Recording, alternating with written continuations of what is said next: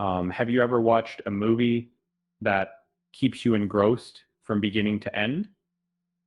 One that leaves you thinking and discussing it long after the credits have rolled? Allow me to introduce you to Night Call, a gripping French film that masterfully blends action and political commentary. One chaotic night, Maddie, a diligent young black locksmith, is drawn into a web of deceit and trouble when summoned to help a woman gain entry into her apartment. But this is no ordinary situation. The streets are filled with Black Lives Matter protesters, uh, adding an extra layer of tense excitement to the narrative.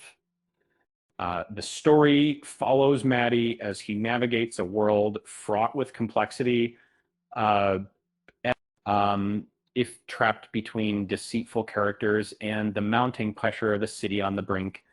Maddie's simple locksmith job rapidly escalates into an action-packed, pulse-pounding night of unpredictability. Throughout the film, the boundary between right and wrong blur. And we find ourselves questioning what it truly means to be just the storyline is grounded in reality, yet it captivates the viewer with its tight script and enthralling cinematography. Night Call is a under the radar gem that should be on your radar. Subscribing to the channel and hitting the like button would be much appreciated.